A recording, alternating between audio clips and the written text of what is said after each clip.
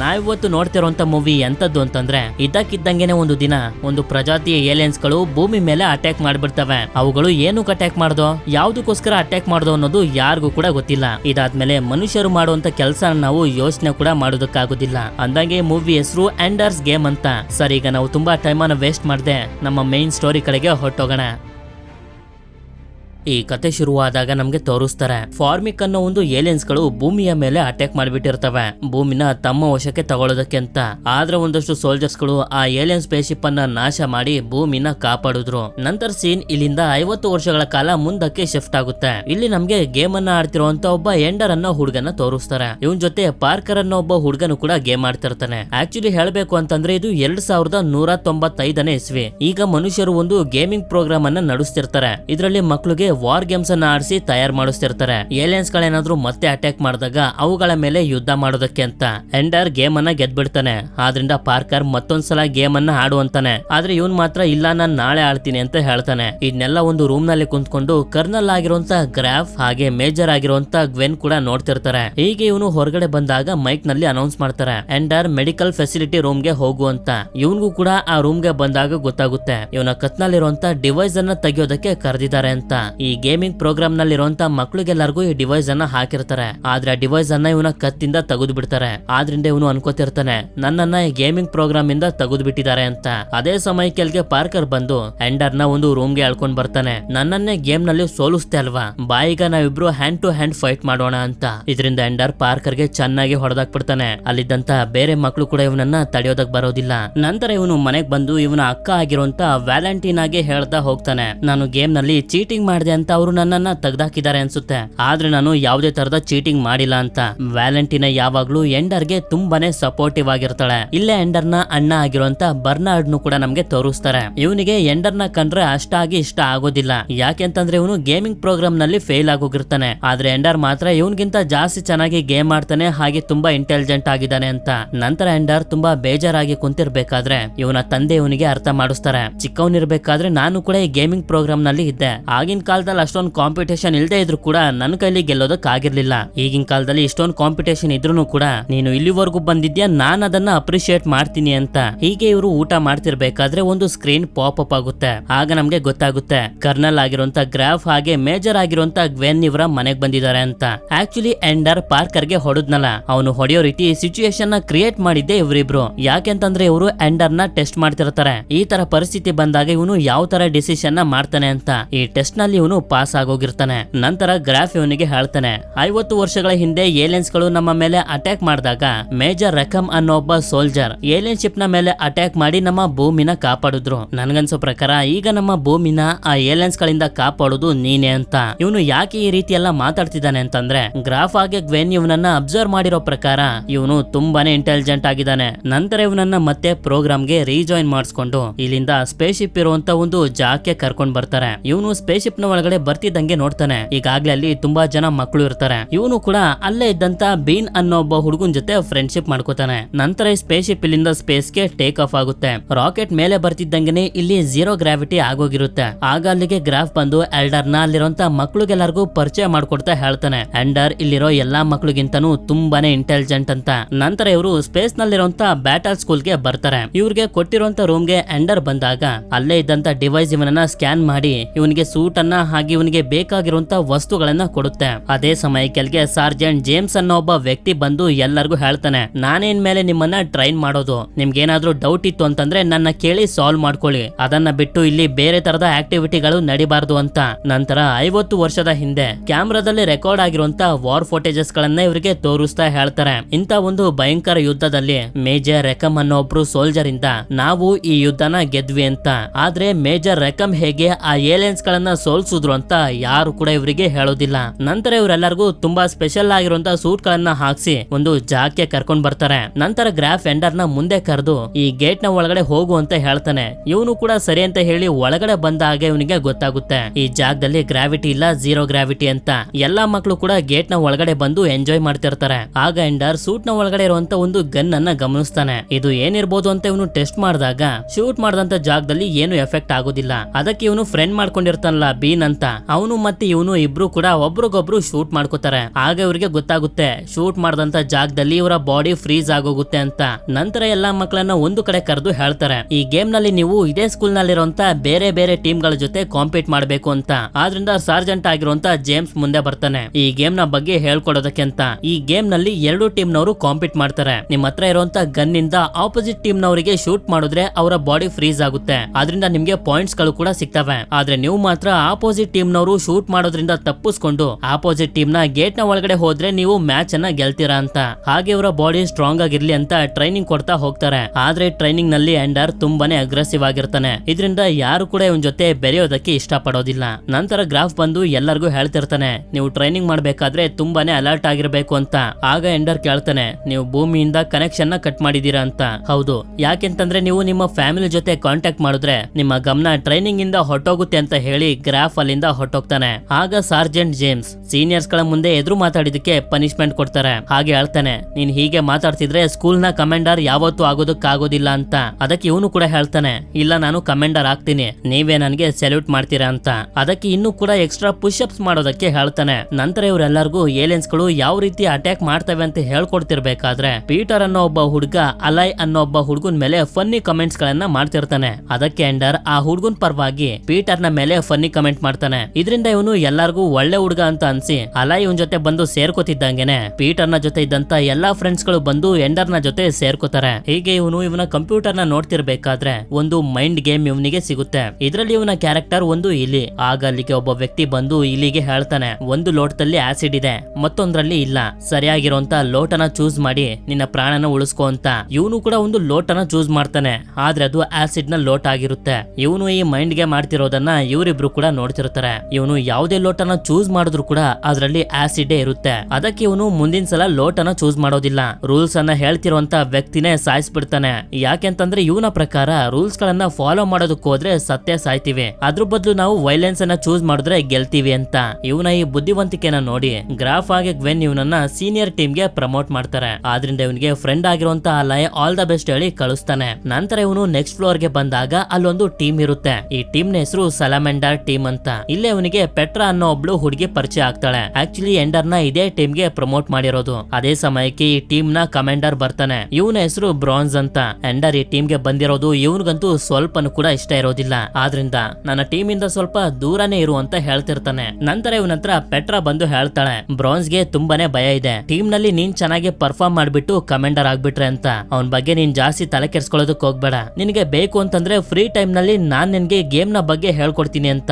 ನಂತರ ಇವರಿಬ್ರು zero gravity game ಆಡೋಂತ ಜಾಗಕ್ಕೆ ಬರ್ತಾರೆ. ಇಲ್ಲಿ ಇವಳು ಎಂಡರ್ ಗೆ ಹೇಳ್ಕೊಡ್ತಾ ಹೋಗ್ತಾಳೆ, ಹೇಗೆ ಈ ಗೇಮ್ ಅನ್ನ ಆಡೋದು, ಆಪೋಸಿಟ್ ಟೀಮ್ ನವರು ಬಂದಾಗ ಹೇಗೆ ಅವರಿಂದ ತಪ್ಪಿಸ್ಕೊಳ್ಳೋದು, ಹೇಗೆ ಶೂಟ್ ಮಾಡಿ ಪಾಯಿಂಟ್ಸ್ ಗಳನ್ನ ತಗೊಳ್ಳೋದು ಅಂತ. ಆದ್ರೆ ಇವರಿಬ್ರು ಈ ರೀತಿ ಪ್ರಾಕ್ಟೀಸ್ ಮಾಡ್ತಿರೋದು ಬ್ರಾನ್ಸ್ ಗಂತೂ ಸ್ವಲ್ಪನೂ ಕೂಡ ಇಷ್ಟ ಆಗ್ತಿರೋದಿಲ್ಲ. ಅದಕ್ಕೆ ಇನ್ಮೇಲಿಂದ ನೀನು ಪ್ರಾಕ್ಟೀಸ್ ಮಾಡಬಾರ್ದು ಅಂತ ಎಂಡರ್ ಗೆ ಹೇಳ್ತಾನೆ. ನಾನ್ ನಿಮ್ ಜೊತೆ ಸ್ವಲ್ಪ ಸಪರೇಟ್ ಆಗಿ ಮಾತಾಡ್ಬೇಕು ಅಂತ ಕರ್ಸ್ಕೊಂಡು ಎಂಡರ್ ಹೇಳ್ತಾನೆ, ನನ್ ಗೊತ್ತು ನಾನು ನಿನ್ಗಿಂತ ಮುಂದೆ ಹೊಟ್ಟೋಗ್ತೀನಿ ಅಂತ ನೀನು ಹೊಟ್ಟೆ ಉರಿ ಬೆಳ್ತಿದ್ಯಾ ಅಂತ.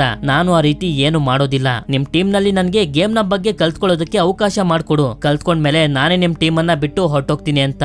ನಂತರ ಮಾರನೇ ದಿನ ನಮ್ಗೆ ತೋರಿಸ್ತಾರೆ. ಇವತ್ತು ಇವರಿಗೆ ಒಂದು ಮ್ಯಾಚ್ ಇರುತ್ತೆ. ಆಗ ಬ್ರಾನ್ಸ್ ಎಂಡರ್ ಗೆ ಹೇಳ್ತಾನೆ, ನಾನು ನನ್ನ ಡಿಸಿಷನ್ ನ ಚೇಂಜ್ ಮಾಡಿದ್ದೀನಿ, ನೀನು ಕೂಡ ನಮ್ ಟೀಮ್ ನಲ್ಲಿ ಜಾಯಿನ್ ಆಗ್ಬೋದು ಅಂತ.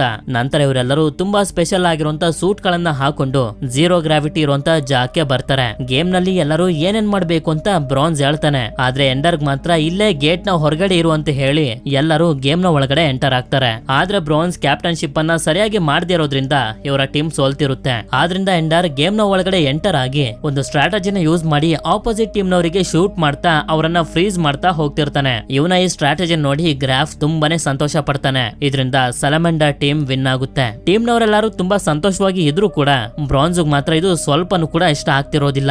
ನಂತರ ಎಂಡರ್ ಹಾಗೆ ಪೆಟ್ರಾ ಫೈಟಿಂಗ್ ಪ್ರಾಕ್ಟೀಸ್ ಅನ್ನ ಮಾಡ್ತಿರ್ಬೇಕಾದ್ರೆ ಅಲ್ಲಿಗೆ ಕಮಾಂಡರ್ ಆಗಿರುವಂತ ಬ್ರಾನ್ಸ್ ಬಂದು ಎಂಡರ್ ಗೆ ಒಂದು ಪಂಚ್ ಅನ್ನ ಮಾಡಿ ಹೇಳ್ತಾನೆ, ಇನ್ಮೇಲೆ ನನಗಿಂತ ಮುಂದೆ ಹೋಗೋದಕ್ಕೆ ಪ್ರಯತ್ನ ಪಡಬೇಡ ಅಂತ.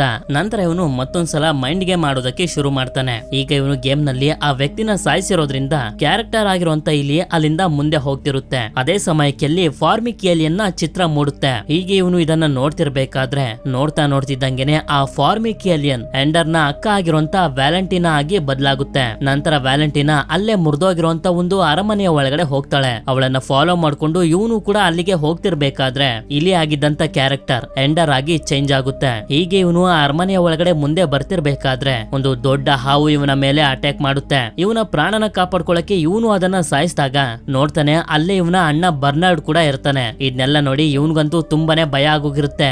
ಇದೆಲ್ಲ ಏನು ಅಂತಾನೆ ಅರ್ಥ ಆಗೋದಿಲ್ಲ. ಈ ಕಡೆ ಗ್ರಾಫ್ ಕೂಡ ಗ್ವೆನ್ನ ಕೇಳ್ತಿರ್ತಾನೆ, ಈ ಗೇಮ್ ನಲ್ಲಿ ಎಂಡರ್ ನ ಅಕ್ಕ ಹಾಗೆ ಅಣ್ಣ ಹೇಗ್ ಬಂದ್ರು ಅಂತ.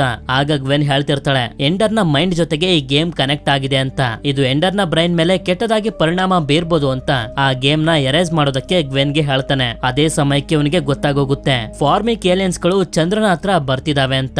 ನಂತರ ಎಂಡರ್ ನ ಕರ್ಸಿ ಕೇಳ್ತಾನೆ, ನಿನ್ನ ನಂಬರ್ ಎಲ್ಲಾದ್ರಲ್ಲೂ ಚೆನ್ನಾಗ್ ಬಂದಿದೆ, ಆದ್ರೆ ನಿನ್ನ ಹತ್ರ ಒಂದೇ ಒಂದು ಪ್ರಾಬ್ಲಮ್ ಅಂತಂದ್ರೆ ನಿನ್ನ ಕಮಾಂಡರ್ ಆಗಿರುವಂತ ಬ್ರಾನ್ಸ್ ಮಾತನ್ನ ನೀನು ಕೇಳ್ತಿಲ್ಲ. ಅವನಿಂದ ಆರ್ಡರ್ಸ್ ಗಳನ್ನ ತಗೊಳ್ಳೋದು ನಿನ್ಗೆ ಇಷ್ಟ ಇಲ್ವಾ ಅಂತ ಕೇಳಿದಾಗ ಇವನು ಕೂಡ ಇಲ್ಲ ಅಂತ ಹೇಳ್ತಾನೆ. ಅದಕ್ಕೆ ಸರಿ ಆಯ್ತು, ನಿಂದೆ ಒಂದು ಆರ್ಮಿನ ಕ್ರಿಯೇಟ್ ಮಾಡು, ಇನ್ಮೇಲಿಂದ ಆರ್ಮಿ ಹೆಸರು ಡ್ರ್ಯಾಗನ್ ಆರ್ಮಿ, ಅದಕ್ಕೆ ನೀನೇ ಕಮಾಂಡರ್ ಅಂತ.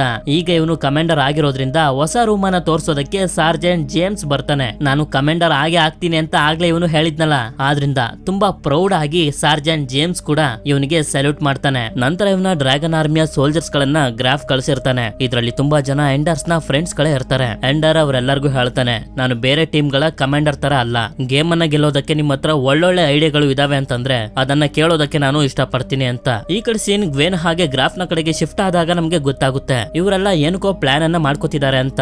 ಯಾಕೆಂತಂದ್ರೆ ನಮ್ಮ ಹತ್ರ ಈಗ ಜಾಸ್ತಿ ಟೈಮ್ ಇಲ್ಲ ಅಂತ ಗ್ರಾಫ್ ಹೇಳ್ತಿರ್ತಾನೆ. ಮಾರನೇ ದಿನ ಎಂಡರ್ ನ ಟೀಮ್ ಆಗಿರುವಂತ ಡ್ರ್ಯಾಗನ್ ಆರ್ಮಿಗೆ ಒಂದು ಮ್ಯಾಚ್ ಇರುತ್ತೆ. ಆದ್ರೆ ಅದೇ ಸಮಯಕ್ಕೆ ಒಬ್ಬಂಗೆ ಇಂಜುರಿ ಆಗೋಗುತ್ತೆ. ಅದಕ್ಕೆ ಸರಿ ಅಂತ ಹೇಳಿ ಮಿಕ್ತವರೆಲ್ಲ ಸೂಟ್ ನ ಹಾಕೊಂಡು ಝೀರೋ ಗ್ರಾವಿಟಿ ಗೇಮ್ ನಡೆಯುವಂತ ಜಾಗಕ್ಕೆ ಬರ್ತಾರೆ. ನೋಡಿದ್ರೆ ಅದೇ ಸಮಯಕ್ಕೆ ಎಂಡರ್ ನ ಫ್ರೆಂಡ್ ಆಗಿರುವಂತ ಪೆಟ್ರಾ ಕೂಡ ಅಲ್ಲಿಗೆ ಬರ್ತಾಳೆ. ಯಾಕೆಂತಂದ್ರೆ ಆಗ್ಲೇ ಒಬ್ಬ ಹುಡ್ಗನ್ಗೆ ಕಾಲು ಇಂಜುರಿ ಆಯ್ತಲ್ಲ, ಆ ಹುಡ್ಗನ್ ಬದಲು ಇವಳನ್ನ ಗ್ರಾಫೇ ಕಳ್ಸಿರ್ತಾನೆ. ನಂತರ ಇವನು ಒಂದು ಟೆಕ್ನಿಕ್ ಅನ್ನ ಯೂಸ್ ಮಾಡಿ ಇಬ್ಬರನ್ನ ಗೇಮ್ ನ ಒಳಗಡೆ ಎಂಟರ್ ಮಾಡಿಸ್ತಾನೆ. ಅಲ್ಲೇ ಬಚ್ಚಿಟ್ಕೊಂಡಿದ್ದಂತ ಆಪೋಸಿಟ್ ಟೀಮ್ ನವರೆಲ್ಲರನ್ನು ಶೂಟ್ ಮಾಡಿ ಫ್ರೀಸ್ ಮಾಡ್ಬಿಡ್ತಾರೆ. ಇದಾದ್ಮೇಲೆ ಇವನು ಬೀನ್ ಗೆ ಒಂದು ದಾರನ ಕಟ್ಟಿ ಅವನನ್ನು ಕೂಡ ಗೇಮ್ ನ ಒಳಗಡೆ ಎಂಟರ್ ಮಾಡಿಸ್ತಾನೆ. ಆಗ ಇವನು ಕೂಡ ಅಲ್ಲೆಲ್ಲ ತೇಲಾಡ್ತಾ ಹೋಗಿ ಆಪೋಸಿಟ್ ಟೀಮ್ ನವರು ಎಲ್ಲೆಲ್ಲಿ ಬಚ್ಚಿಟ್ಕೊಂಡಿದ್ದಾರೆ ಅನ್ನೋದನ್ನ ಕಂಡಿಡ್ಕೋತಾನೆ. ಆದ್ರಿಂದ ಇವನನ್ನ ವಾಪಸ್ ಎಳ್ಕೊತಿದ್ದಂಗೆನೆ ಅವರೆಲ್ಲ ಎಲ್ಲೆಲ್ಲಿದ್ದಾರೆ ಅಂತ ಹೇಳ್ತಾನೆ. ಆಗ ನಮ್ಗೆ ಗೊತ್ತಾಗುತ್ತೆ ಇಲ್ಲಿ ಆಪೋಸಿಟ್ ಟೀಮ್ ನಲ್ಲಿ ಬ್ರಾನ್ಸ್ ನ ಟೀಮ್ ಹಾಗೆ ಮತ್ತೊಂದು ಟೀಮ್ ಇದೆ ಅಂತ.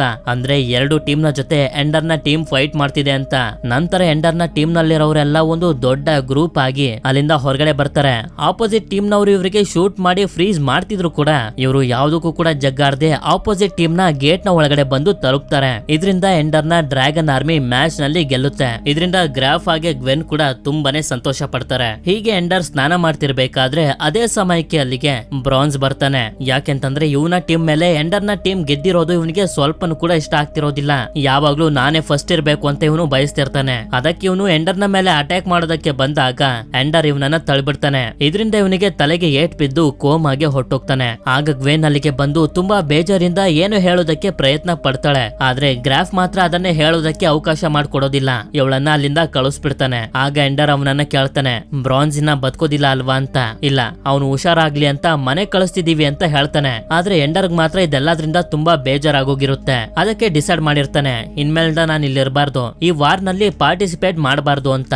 ಅದಕ್ಕೆ ನನ್ನನ್ನ ಮನೆ ಕರ್ಕೊಂಡು ಹೋಗಿ ಅಂತ ಹೇಳ್ತಿರ್ತಾನೆ. ನಂತರ ಇವನು ಗ್ವೇನ್ ಹತ್ರ ಬಂದು ಕೇಳ್ತಾನೆ, ಯಾಕೆ ನೀನು ಅವನಿಗೆ ಎಲ್ಲಾ ವಿಷಯನೂ ಹೇಳೋದಕ್ಕೆ ಹೊಟ್ಟಿದ್ಯಾ ಅಂತ.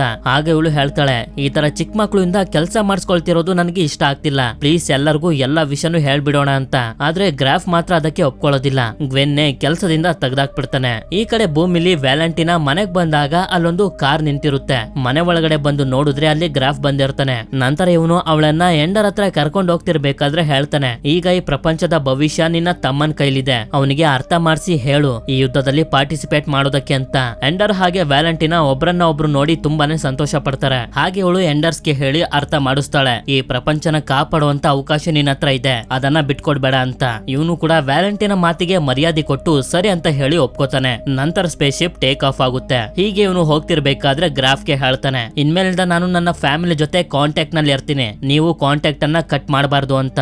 ನಂತರ ಅಲ್ಲಿಂದ ಒಂದು ಸ್ಪೇಸ್ ಶಿಪ್ ಗೆ ಬರ್ತಾರೆ. ಅಲ್ಲಿಂದ ಆ ಸ್ಪೇಸ್ ಶಿಪ್ ನ ತಗೊಂಡು ಫಾರ್ಮಿಕ್ ಏಲಿಯನ್ ಗ್ರಹ ಇರುತ್ತಲ್ಲ, ಆ ಗ್ರಹದ ಹತ್ರ ಇರುವಂತ ಇವರ ರಿಸರ್ಚ್ ಬೇಸ್ ಗೆ ಹೋಗ್ತಿರ್ತಾರೆ. ಯಾಕೆಂತಂದ್ರೆ ಎಂಡರ್ಗೆ ಕೊನೆಯ ಒಂದು ಟ್ರೈನಿಂಗ್ ಇದೆ. ಆ ಟ್ರೈನಿಂಗ್ ಮುಗಿದ್ಮೇಲೆ ಇವನು ಕಮಾಂಡರ್ ಆಗ್ತಾನೆ. ಆಗ ಫಾರ್ಮಿಕ್ ಏಲಿಯನ್ಸ್ ಗಳ ವಿರುದ್ಧ ಯುದ್ಧ ಮಾಡಬಹುದು ಅಂತ. ನಂತರ ಇವರೆಲ್ಲರೂ ಫಾರ್ಮಿಕ್ ಏಲಿಯನ್ಸ್ ಗಳ ಗ್ರಹ ಇರುತ್ತಲ್ಲ, ಅದರ ಹತ್ರದಲ್ಲಿರುವಂತ ಒಂದು ಗ್ರಹದಲ್ಲಿ ಬಂದು ಸ್ಟೇ ಆಗ್ತಾರೆ. ಆಗ ಗ್ರಾಫ್ ಎಂಡರ್ಗೆ ಹೇಳ್ತಾನೆ, ಫಾರ್ಮಿಕ್ ಏಲಿಯನ್ಸ್ ಗಳು ಮೊದಲು ಇದೇ ಗ್ರಹದಲ್ಲಿ ಇದ್ದೋ, ಆದ್ರೆ ನಾವು ಫೈಟ್ ಮಾಡಿ ಅವುಗಳ ಗ್ರಹಕ್ಕೆ ಓಡಿಸ್ಬಿಟ್ಟು, ಯಾಕೆಂತಂದ್ರೆ ನಾವು ಈ ಗ್ರಹದಲ್ಲಿ ಒಂದು ಬೇಸ್ ಅನ್ನ ಕ್ರಿಯೇಟ್ ಮಾಡಿದ್ರೆ ಆ ಫಾರ್ಮಿಕ್ ಏಲಿಯನ್ಸ್ ಗಳ ಮೇಲೆ ಒಂದು ಕಣ್ಣಿಟ್ಟಿರ್ಬೋದು ಅಂತ. ಏಲಿಯನ್ಸ್ ಗಳೆಲ್ಲ ಅವುಗಳ ಗ್ರಹಕ್ಕೆ ವಾಪಸ್ ಹೊರಟೋದು ಅಂತ ಅಂದ್ಮೇಲೆ ಮತ್ತೆ ಯಾಕೆ ಯುದ್ಧನ ಮಾಡಿಸಿದೀರಾ ಅಂತ ಇವನು ಕೇಳಿದಾಗ ಗ್ರಾಫ್ ಹೇಳ್ತಾನೆ ಫ್ಯೂಚರ್ ನಲ್ಲಿ ಏಲಿಯನ್ಸ್ ಗಳು ಅಟ್ಯಾಕ್ ಮಾಡದೇ ಇರ್ಲಿ ಅಂತ. ನಂತರ ಇವನಿಗೊಂದು ರೂಮ್ ಕೊಡ್ತಾರೆ. ಆ ರೂಮ್ ನಲ್ಲಿ ಇವನು ಮಲಗಿರ್ಬೇಕಾದ್ರೆ ಏನೋ ಶಬ್ದಗಳೆಲ್ಲ ಇವನಿಗೆ ಕೇಳಿಸ್ತಿರ್ತವೆ. ಅದಕ್ಕೆ ಕಿಟಕಿಯಿಂದ ಹೊರಗಡೆ ನೋಡಿದ್ರೆ ಇವನ ಮುಂದೆ ಇರುವಂತ ಜಾಗದಲ್ಲಿ ಏನೋ ಇದೆ ಅನ್ನೋ ಫೀಲಿಂಗ್ ಇವನಿಗೆ ಬರ್ತಿರುತ್ತೆ. ಆದ್ರೆ ಅದೇ ಸಮಯಕ್ಕೆ ನೋಡ್ತಾನೆ ಇವನ ರೂಮ್ ನಲ್ಲಿ ಯಾರೋ ಒಬ್ಬ ವ್ಯಕ್ತಿ ಇರ್ತಾನೆ. ನಂತರ ನಮ್ಗೆ ಗೊತ್ತಾಗುತ್ತೆ ಇವನು ಬೇರೆ ಯಾರು ಅಲ್ಲ. 50 ವರ್ಷಗಳ ಹಿಂದೆ ಫಾರ್ಮಿಕ್ ಏಲಿಯನ್ಸ್ ಗಳು ಭೂಮಿ ಮೇಲೆ ಅಟ್ಯಾಕ್ ಮಾಡಿದಾಗ ಆ ಏಲಿಯನ್ಸ್ ಗಳನ್ನ ಸೋಲ್ಸಿದ್ನಲ್ಲ ಮೇಜರ್ ರೆಖಮ್, ಅವನೇ ಇವನು. ಎಂಡರ್ಗಂತೂ ಅವನನ್ನ ನೋಡಿ ತುಂಬಾನೇ ಸಂತೋಷ ಆಗಿರುತ್ತೆ. ಇನ್ಮೇಲಿಂದ ಇವನ ಟ್ರೈನರ್ ರೆಖಮೆ. ನಂತರ ಇವನಿಗೆ ಮತ್ತೊಂದ್ಸಲ ಅದೇ ವಾರ್ನ ಫುಟೇಜ್ ಅನ್ನ ತೋರಿಸ್ತಿರ್ಬೇಕಾದ್ರೆ ಎಂಡರ್ ಕೇಳ್ತಾನೆ ನೀವು ಏಲಿಯನ್ಸ್ ಗಳನ್ನ ಹೇಗೆ ಸೋಲಿಸಿದ್ರಿ ಅನ್ನೋದನ್ನ ಮಾತ್ರ ನಮ್ಗೆ ಯಾರು ಹೇಳಿಲ್ಲ, ಹೇಗೆ ಸೋಲಿಸಿದ್ರಿ ಅಂತ ಹೇಳಿ ಅಂತಂದಾಗ ಇವನು ಕೂಡ ಹೇಳೋದಕ್ಕೆ ಶುರು ಮಾಡ್ತಾನೆ. ಫಾರ್ಮಿಕ್ ಏಲಿಯನ್ಸ್ ಗಳಿಗೆ ಒಂದು ಕ್ವೀನ್ ಇರುತ್ತೆ. ಆ ಕ್ವೀನ್ ಕೊಡುವಂತ ಆರ್ಡರ್ಸ್ ಗಳನ್ನ ಫಾರ್ಮಿಕ್ ಏಲಿಯನ್ಸ್ ಗಳು ಫಾಲೋ ಮಾಡ್ತವೆ. ಈ ವಿಷಯ ನನಗೆ ಗೊತ್ತಾಗಿದ್ರಿಂದ ಕ್ವೀನ್ ಏಲಿಯನ್ ಇದ್ದಂತ ಸ್ಪೇಸ್ ಶಿಪ್ ಅನ್ನೇ ಬ್ಲಾಸ್ಟ್ ಮಾಡ್ಬಿಟ್ಟೆ. ಕ್ವೀನ್ ಏಲಿಯನ್ ಸಾಯ್ತಿದ್ದಂಗೆನೆ ಬೇರೆ ಎಲ್ಲಾ ಫಾರ್ಮಿಕ್ ಏಲಿಯನ್ಸ್ ಗಳು ಕೂಡ ಸತ್ತೋದು. ಯಾಕೆಂತಂದ್ರೆ ಆ ಎಲ್ಲಾ ಏಲಿಯನ್ಸ್ ಗಳು ಕ್ವೀನ್ ಏಲಿಯನ್ ಗೆ ಕನೆಕ್ಟ್ ಆಗಿದ್ದು ಅಂತ. ಅಂದ್ರೆ ಫಾರ್ಮಿಕ್ ಏಲಿಯನ್ಸ್ ಗಳ ಗ್ರಹದಲ್ಲಿ ಇನ್ನೂ ಕೂಡ ಆ ಏಲಿಯನ್ಸ್ ಗಳು ಇದಾವೆ ಅಂತಂದ್ರೆ ಆ ಗ್ರಹದಲ್ಲಿ ತುಂಬಾ ಕ್ವೀನ್ ಏಲಿಯನ್ಸ್ ಗಳು ಇದಾವೆ ಅಂತ. ಹೀಗೆ ಇವನನ್ನ ಟ್ರೈನಿಂಗ್ ರೂಮ್ ಗೆ ಕರ್ಕೊಂಡ್ ಬಂದಾಗ ನೋಡ್ತಾನೆ ಡ್ರ್ಯಾಗನ್ ಆರ್ಮಿಯಲ್ಲಿ ಇದ್ದಂತ ಎಂಡರ್ ನ ಫ್ರೆಂಡ್ಸ್ ಗಳೆಲ್ಲರೂ ಇಲ್ಲಿಗೆ ಬಂದಿರ್ತಾರೆ. ಯಾಕೆಂತಂದ್ರೆ ಏಲಿಯನ್ಸ್ ಗಳ ಜೊತೆ ಮಾಡುವಂತ ಯುದ್ಧದಲ್ಲಿ ಎಂಡರ್ ಗೆ ಸಹಾಯ ಮಾಡೋದಕ್ಕೆ ಅಂತ.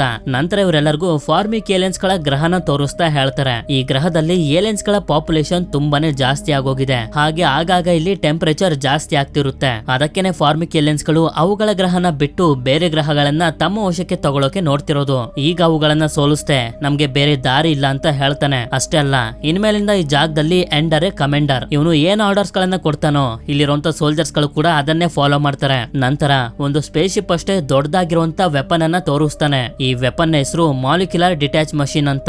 ಈ ವೆಪನ್ ಇಂದ ಒಂದು ಸಲ ಎಲ್ಲಾದ್ರೂ ಶೂಟ್ ಮಾಡಿದ್ರೆ ಅದು 100 ಕಿಲೋಮೀಟರ್ ನವರೆಗೂ ಕೂಡ ಹರಡುತ್ತೆ ಅಂತ. ಹೈಯರ್ ಆಫೀಸರ್ಸ್ ಗಳು ಗ್ರಾಫ್ ಗೆ ತುಂಬಾನೇ ಪ್ರೆಷರ್ ಆಗ್ತಿರ್ತಾರೆ, ಯುದ್ಧಕ್ಕೆ ಬೇಗ ರೆಡಿ ಮಾಡ್ಕೊಳ್ಳಿ ಅಂತ. ಇವನು ಕೂಡ ಸರಿ ಅಂತ ಹೇಳ್ತಿರ್ತಾನೆ. ಮಾರನೇ ದಿನ ನಮ್ಗೆ ತೋರಿಸ್ತಾರೆ. ಇವತ್ತು ಎಂಡರ್ ಹಾಗೆ ಅವನ ಟೀಮ್ ನವರಿಗೆ ಒಂದು ಟ್ರೈನಿಂಗ್ ಇರುತ್ತೆ. ಈ ಟ್ರೈನಿಂಗ್ ನಲ್ಲಿ ಇವರು ಗೇಮ್ ನ ಮೂಲಕ ಹೇಗೆ ಫಾರ್ಮಿಕ್ ಏಲಿಯನ್ಸ್ ಗಳ ಜೊತೆ ಫೈಟ್ ಮಾಡ್ತಾರೆ ಅನ್ನೋದನ್ನ ತೋರಿಸ್ಬೇಕು. ಇವರು ಗೇಮ್ ನಲ್ಲಿ ಏಲಿಯನ್ಸ್ ಗಳ ಹತ್ರ ಎಂಟರ್ ಆಗ್ತಿದ್ದಂಗೆನೆ ಸ್ಪೇಸ್ ಶಿಪ್ ಗಳಿಂದ ಸಣ್ಣ ಸಣ್ಣ ಸ್ಪೇಸ್ ಶಿಪ್ ಗಳು ಹೊರಗಡೆ ಬರ್ತವೆ ಇವರ ಮೇಲೆ ಅಟ್ಯಾಕ್ ಮಾಡೋದಕ್ಕೆ ಅಂತ.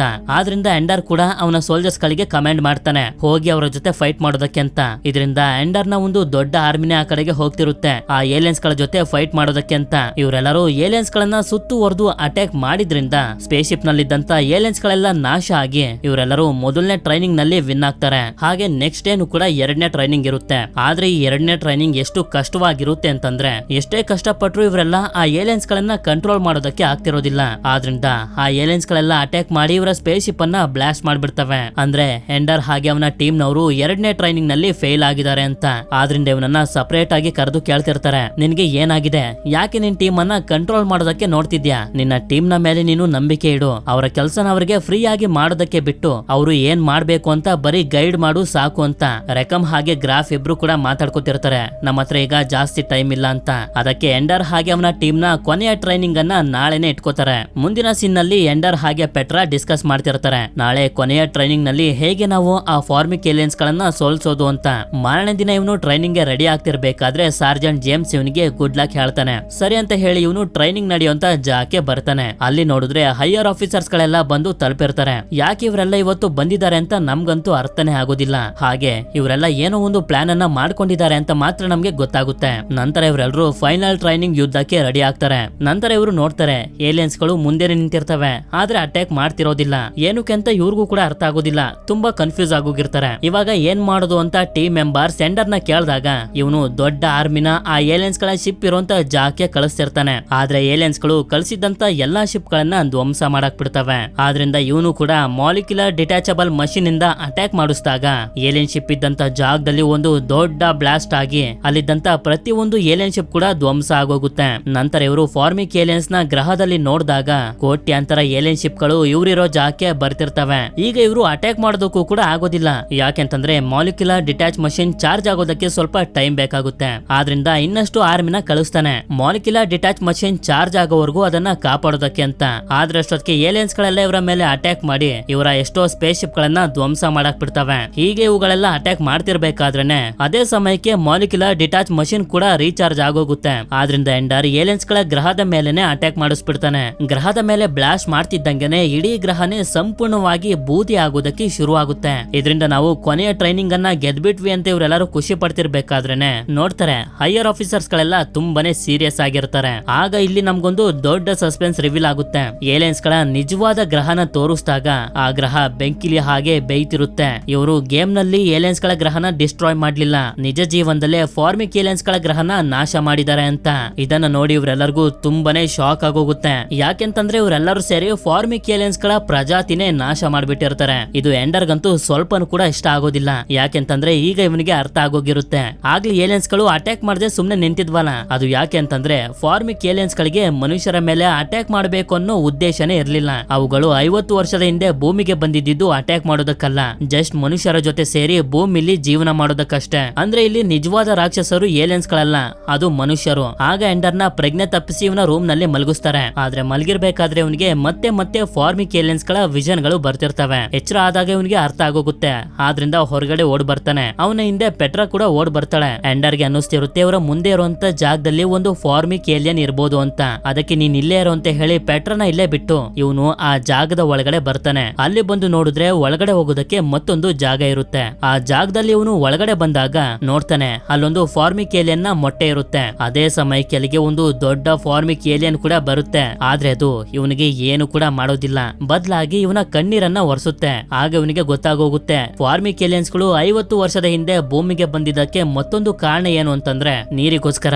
ಯಾಕೆಂತಂದ್ರೆ ಇವುಗಳ ಗ್ರಹದಲ್ಲಿ ಟೆಂಪರೇಚರ್ ಜಾಸ್ತಿ ಆಗಿ ನೀರೆಲ್ಲ ಖಾಲಿ ಆಗೋಗಿರುತ್ತೆ. ಅದಕ್ಕೆ ಇವನು ಡಿಸೈಡ್ ಮಾಡ್ತಾನೆ ಈ ಮೊಟ್ಟೆಗೆ ಹಾಗೆ ಫಾರ್ಮಿಕ್ ಏಲಿಯನ್ಗೆ ಒಂದು ಹೊಸ ಗ್ರಹನ ಹುಡುಕೊಡ್ಬೇಕು ಅಂತ.